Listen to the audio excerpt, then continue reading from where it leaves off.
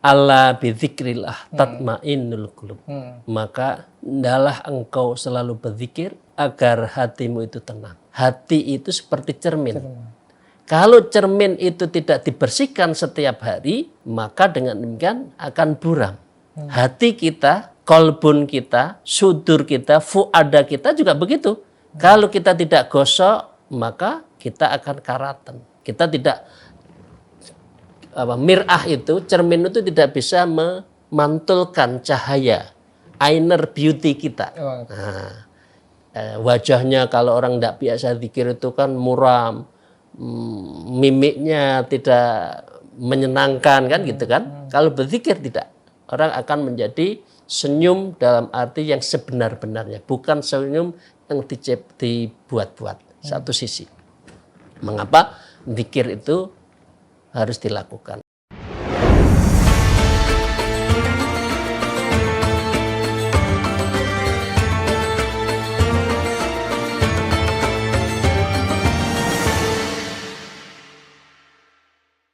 Assalamualaikum warahmatullahi wabarakatuh.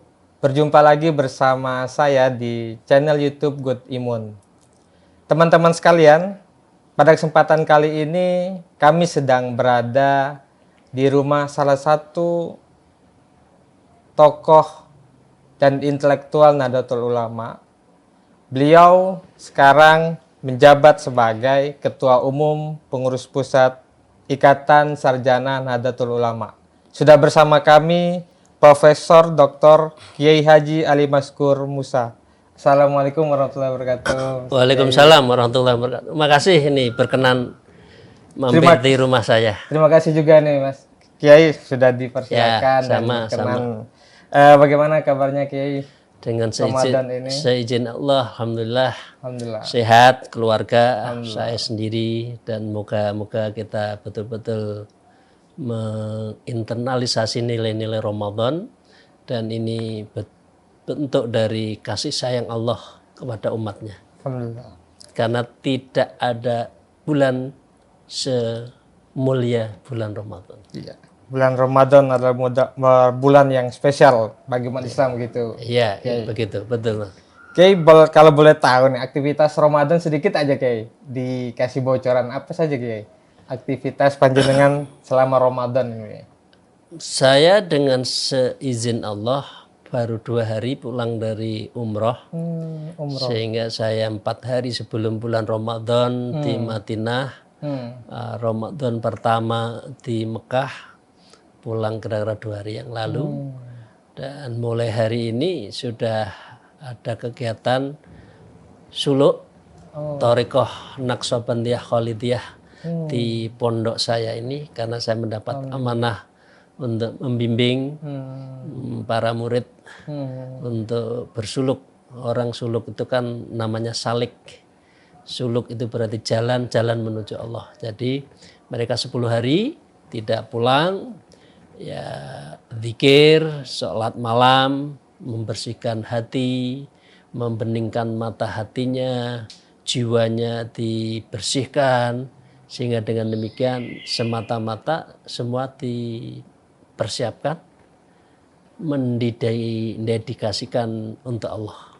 Karena biasanya rata-rata mereka yang sudah agak umur, sehingga dengan demikian sudah tidak ada lagi pekerjaan-pekerjaan yang membebani, sehingga ada waktu khusus untuk mendekatkan diri pada Allah. Taqarrub ilallah. Masya Allah, Masya Allah. Selain biasa ngaji rutin, khatmil Quran, taraweh, itu biasalah. Masya Allah, subhanallah. Iya, kami mendapat informasi juga bahwa Kiai ini kan pimpinan mursyid di Thariqah Naqsabandiyah Khalidiyah nih. Ya, semua amanah, tidak ada satupun yang minta. Tapi kalau Allah sudah memberikan jalan oleh guru-guru saya, kemudian diminta untuk membuka dan bisa membimbing para murid Thariqah Naqsabandiyah Khalidiyah. Dan ini Tantangannya banyak ya, karena di Jakarta itu sangat pragmatis, sangat duniawi. Di sini kok ada gerakan dan ubudiyah tasawuf, ubudiyah tarekoh. Tapi alhamdulillah, ternyata Jakarta memang kering, dan kering itu butuh air. Lah, airnya itu tarekoh. Masya Allah, siap Mas Kiai. Berita baik bagi kita mungkin ya, beliau ini selain Kiai dulu juga adalah mantan aktivis.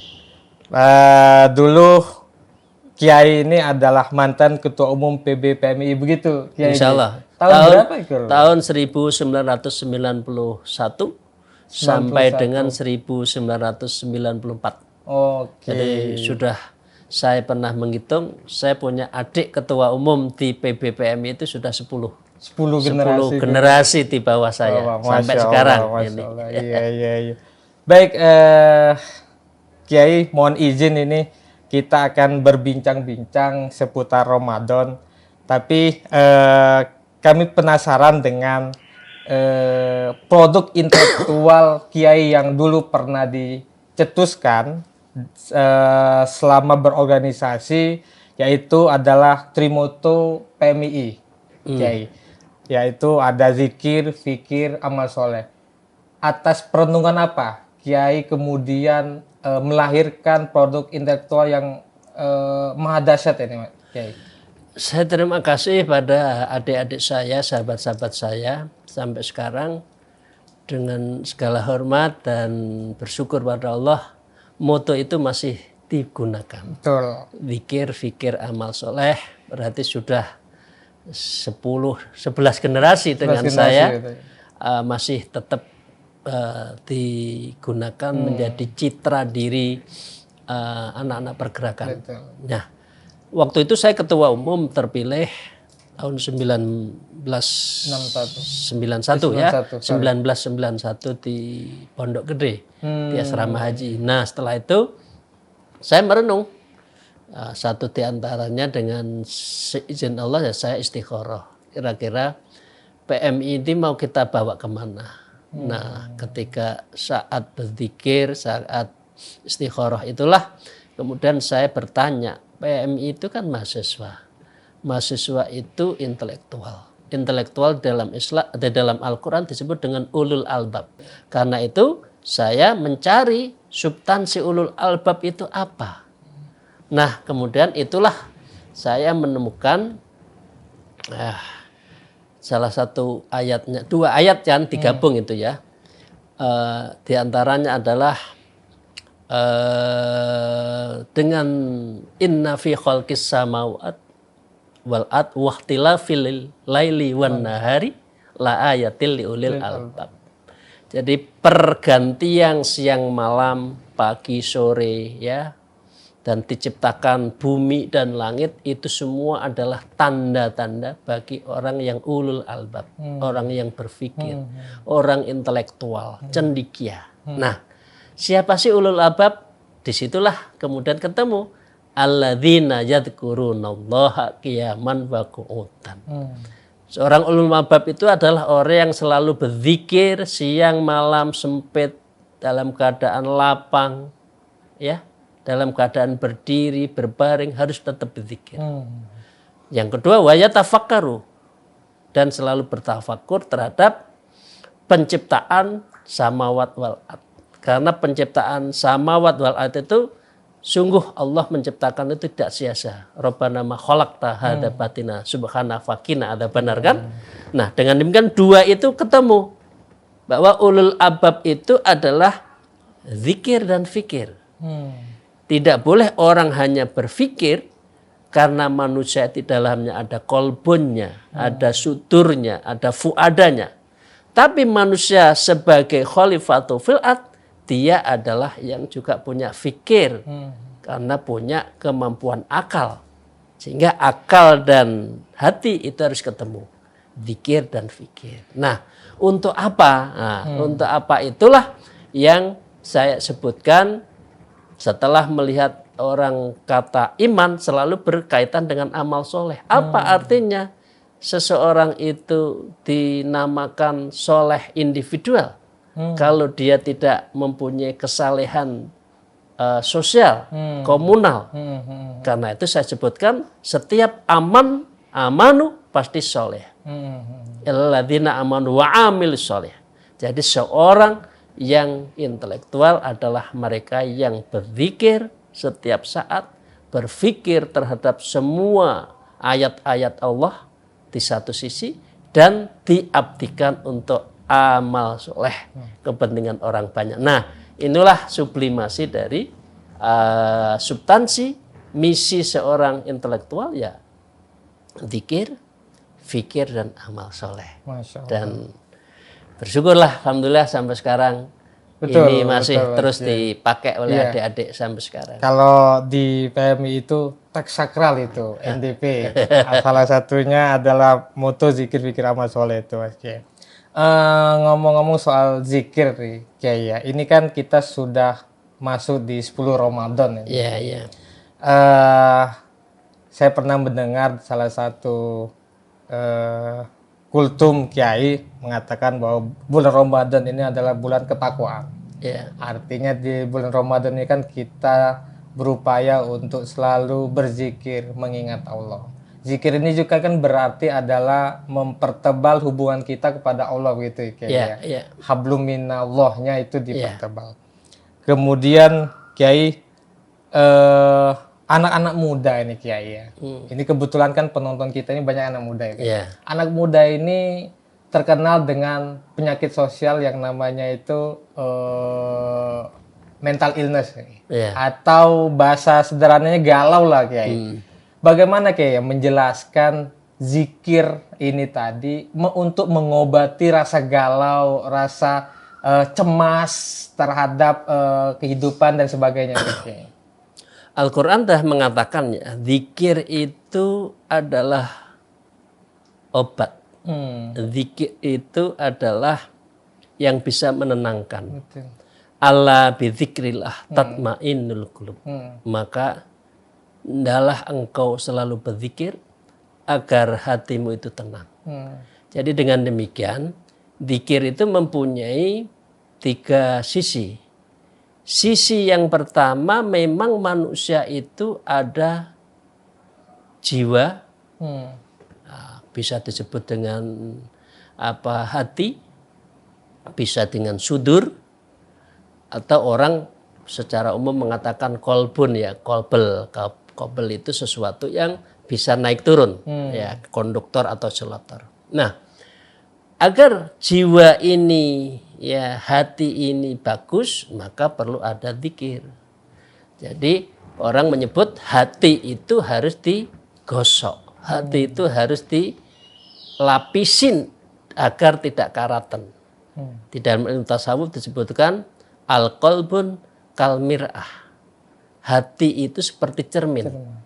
Kalau cermin itu tidak dibersihkan setiap hari, maka dengan demikian akan buram. Hati kita, kolbun kita, sudur kita, fuada kita juga begitu. Kalau kita tidak gosok, maka kita akan karatan. Kita tidak mir'ah itu, cermin itu tidak bisa memantulkan cahaya inner beauty kita. Nah, wajahnya kalau orang tidak biasa zikir itu kan muram, mimiknya tidak menyenangkan kan gitu kan. Kalau berzikir tidak, orang akan menjadi senyum dalam arti yang sebenar-benarnya, bukan senyum yang dibuat-buat. Satu sisi. Mengapa zikir itu harus dilakukan? Atau seperti juga al-qalbun kal hadad. Disebutkan seperti besi. Besi itu kalau tidak gosok karatan lama-lama. Karatan sekali, 2 kali, 2 hari, 3 hari biasa. Tapi lama-lama nempel itu sumber penyakit. Nah, hati obatnya juga zikir. Kalau tidak dizikirin, hati itu menjadi mengeras. Wa qasat qulubum satta. Satu sisi. Yang kedua, hati itu lawannya nafsu. Apakah nafsu akan manusia hilang? Enggak. Karena memang manusia itu diciptakan ada nafsu. Tapi nafsu dikendalikan. Karena itu di dalam Imam Ghazali di Ihya disebutkan, atau di Kimya Usa'adah disebutkan, al-qalbun malikun hati itu harus menjadi raja yang memerintahkan kepada apa? Kepada satu adalah akal. Karena akal itu diletakkan dalam posisi seperti ini. Akal adalah kal wazir, seperti menteri. Ya, jadi menteri itu harus ikut presiden. Jangan akalnya jalan sendiri. Nah, dalam posisi seperti ini, maka akal melakukan gerakan memerintahkan ke namanya askar. Askar itu adalah panca indera kita. Jadi antara panca indera dengan akal itu menyatu dengan hati. Jangan ikut nafsu. Kalau nafsu pasti amaro bisu, mengajak sesuatu yang kejelekan. Nah, karena manusia itu ada nafsu, maka harus dikendalikan melalui zikir. Ya, itu yang kedua ya, perspektif kedua. Nah, yang ketiga adalah manusia itu selalu dalam keadaan gundah.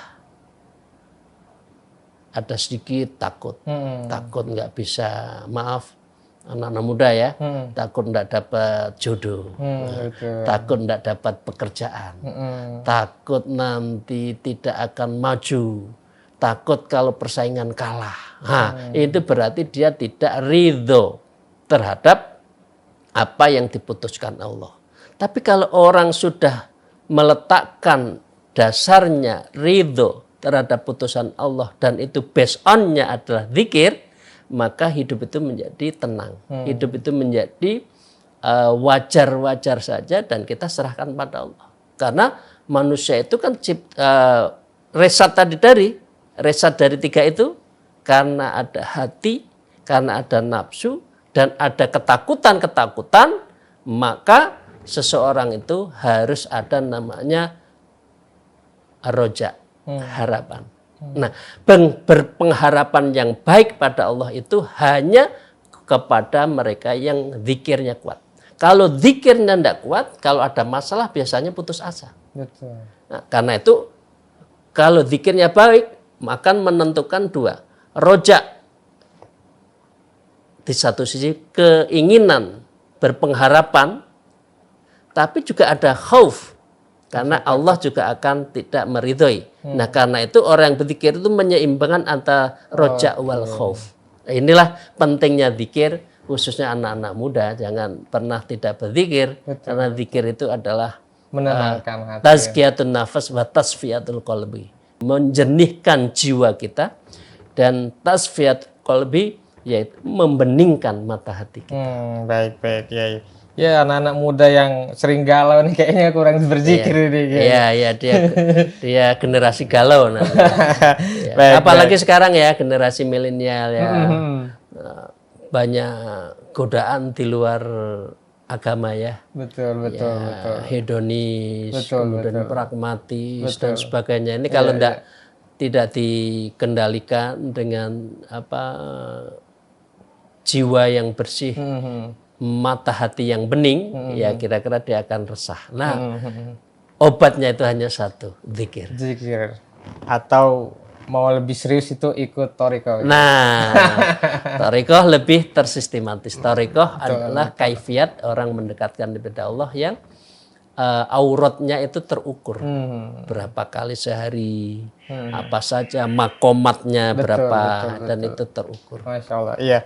Oke, tadi kita bahas zikir. Kemudian saya ingin melanjutkan ke fikirnya nih Kiai. Ya. Kalau dulu generasi Kiai mungkin ya, saya contohkan aja Kiai, saya lihat beberapa buku yang sudah Kiai tulis, yang sudah dihasilkan sebagai produk intelektual. Kalau kita melihat hari ini Kiai ya, anak-anak muda atau Gen Z kalau sekarang ini Kiai. Gen Z ini kan yang dekat dengan teknologi, artinya mereka punya peluang untuk mendapatkan informasi dan pengetahuan yang luas begitu Kiai. Tapi satu sisi kadang ada anomalinya juga ini. Gitu Kiai. Nah, kalau Kiai melihat ini, cara pandang anak-anak sekarang itu gimana sih Kiai? Kalau dibandingkan dahulu ya, yang barangkali penetrasi teknologi atau internetnya itu masih belum begitu masif begitu Kiai. Menulis itu gampang sebetulnya. Dengan seizin Allah sekarang saya sudah 19 buku 19 buku, 19 buku menulis. Nah, kelemahan anak sekarang itu adalah kemampuan mengadaptir terhadap knowledge-nya. Pengetahuan boleh banyak. Betul. Baca ini, browsing, berkelana di dunia maya gitu ya, banyak pengetahuan, tapi mengadaptir kita itu siapa, mengambil knowledge yang mana, itu yang kurang. Nah itu karena mengadaptasinya lemah, sehingga dia mengaktualisasikan dalam hal karya ilmiahnya juga lemah. Dia akhirnya browsing ilmu itu sekedar mendapatkan knowledge, tapi belum menjadikan skill. Nah, skill menulis, ya, skill untuk dipraktekkan atas knowledge-nya itu nggak ada. Artinya dia hanya knowledge for knowledge. Pengetahuan hanya pengetahuan saja. Ilmu hanya untuk ilmu. Ilmu untuk ilmu, bukan ilmu untuk diterapkan skill, ya. Nah, ini kelemahan anak sekarang. Yang ketiga kelemahannya selain adaptasi, anak-anak sekarang itu tidak memiliki, dengan segala hormat, disiplin dalam arti dalam arti waktu, disiplin manajemen waktunya. Tolong coba lihat ya, misalkan kalau browsing tengah malam bisa jam 1, jam 2, jam 3, asik di dunia maya kan? Tapi apa yang didapatkan kan tidak ada. Hanya asik berkelana, tapi tidak pernah menghunjam di bumi, saya siapa, mau ngambil ilmu apa, dan saya harus nulis apa. Nah, itu yang menyebabkan anak-anak sekarang itu, kehilangan jati diri di dunia pengembaraannya itu. Nah, jadi kalau anak sekarang yang mempunyai motivasi tinggi di IT di satu sisi, kemudian mampu dikembangkan dengan adaptasi dirinya, ya, dan dia mampu untuk menginternalisasi, menghunjamkan terhadap dia siapa, mau kemana, maka itu akan lebih baik. Jadi modalnya itu sudah ada, modalnya itu inquiry, ya, mencari. Karena anak-anak sekarang mencari, tapi nggak bermukim atau mengambil satu tempat tertentu, hanya mengembara saja. Ini kelemahannya. Baik. Ya, memang banyak waktu yang digunakan anak-anak muda hari ini kan berselancar di internet begitu ya, atau media sosial gitu, Dan gejala-gejala dari media sosial ini kan sering menimbulkan hal-hal negatif begitu yang berujung pada gesekan antar sesama kelompok anak muda Kalau bulan Ramadan ini kan marak terjadi perang sarung gitu Kalau di luar Ramadan mungkin tawuran dan sebagainya gitu Ini kira-kira apa nasihat untuk anak-anak muda agar yang dibilang amal soleh itu mereka bisa memaksimalkan atau bisa mengoptimalkan dalam kesehariannya. Karena kan anak-anak muda sekarang ketika main medsos ini kan sudah lupa waktu dan cenderung individualis, sehingga lupa dengan kehidupan sekeliling sekitarnya begitu Ya, lifestyle yang dia mengkomunal dalam dunia maya itu bagus ya. Karena dia mengenal satu kelompok, satu teman, satu daerah dengan daerah lain kan, itu bagus. Tapi menurut saya lifestyle seperti itu harus diperkuat dengan namanya social consciousness. Ketajaman mata hati sosial kita ya. Nah, untuk apa? Menghindari namanya ta'arufu ya, tadi dia mengenal banyak orang, banyak pengetahuan. Kalau dia tidak consciousness, tidak peduli dengan sesama manusia, maka dia akan menjadi individualis. Jadi yang perlu dilengkapi lifestyle yang mengembara di dunia maya itu adalah mempertajam kelembutan mata hatinya, kepedulian sosialnya, sehingga dengan demikian dia bisa banyak berkiprah, banyak memberikan makna buat orang banyak lain. Toh kan anak-anak sekarang kan, anak-anak pondok tahu semua. Khairun nas anfa'um linnas kan, sebaik-baik manusia adalah yang paling bermanfaat orang lain. Ini yang pertama ya. Yang pertama. Yang kedua yang perlu saya ingatkan, maka waktu itu sangat terbatas. Betul. Kalau kita gunakan tanpa batas, tahu-tahu umur kita sudah 30, tahu-tahu 40, entah tahu 50 dan seterusnya. Terus apa yang kita dapatkan 30, 40, 50 ini? Nah, disinilah anak muda, anak-anak milenial sudah harus bisa menempatkan diri, harus menforecast. Saya itu siapa, mau kemana, nanti makom saya di apa, itu harus jelas. Nah, karena itu saya sarankan adik-adik, ini anak-anak muda ya. Satu, umur 20 sampai 27 itu mencari mahasiswa jati diri kan. Terus kuliahnya apa, S2 karena kan itu. Nah, 27 sampai 2 mulai itu sudah mengetahui dirinya. Di dalam ilmu ma'rifat kan disebutkan man arafan nafsak faqad arafa.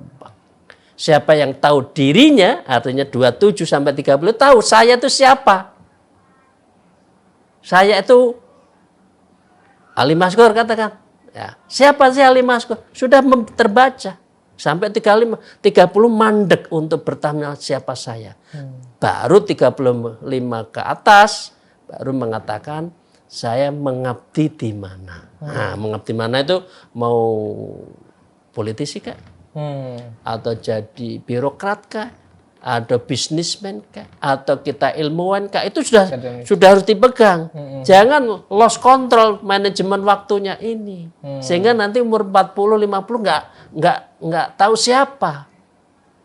Jangankan kemana, diri sendiri aja nggak tahu kok. Nah, itulah.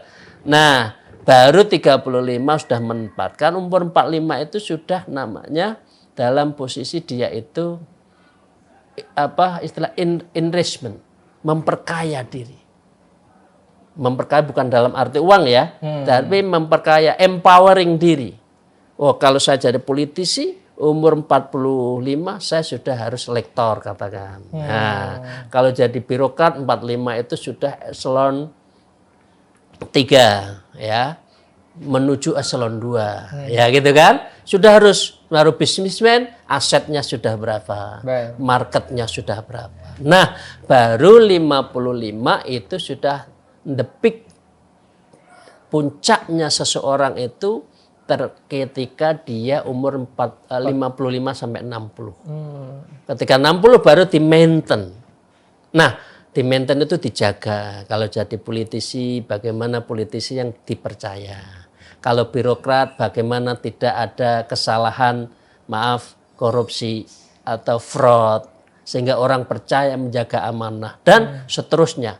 Sehingga dengan demikian, dengan berbasis zikir tadi, mempertajam ketajaman mata hati kita, kemudian social consciousness-nya bagus, dan knowledge-nya terus dikembangkan. Itu citra diri manusia yang sempurna. Menurut saya aksanut takwimnya itu. Jadi Allah menciptakan manusia sebagai sebaik-baik ciptaan manusia itu kalau menjawab hatinya terpelihara dengan terjaga, nafsunya dikendalikan baik, tapi akalnya bisa mengembara, menginquiry terhadap tafakkur alam ini. Kan disebutkan tafakkur sa'ah khairun min ibadatus sanah. Bertafakur sesaat itu lebih baik daripada ibadah 1 tahun tapi nggak ada makna. Nah, gitu. Baik, Kiai. Ini terakhir, Kiai, sebelum kita mengakhiri perbincangan kita. Zikir, fikir, amal soleh itu kan nilai umum ya, Kiai. Yang tidak hanya anak PMI begitu, Kiai. Artinya semua manusia ini berlaku begitu. Dan bagi saya itu kan sebuah keseimbangan, Kiai. Nah, yang ingin saya tanyakan tuh bagaimana menjelaskan keseimbangan antara zikir, fikir, dan amal soleh itu. Tapi sebelumnya, Kiai, sebelum dijawab, kita break sebentar, Mas Kiai. Baik.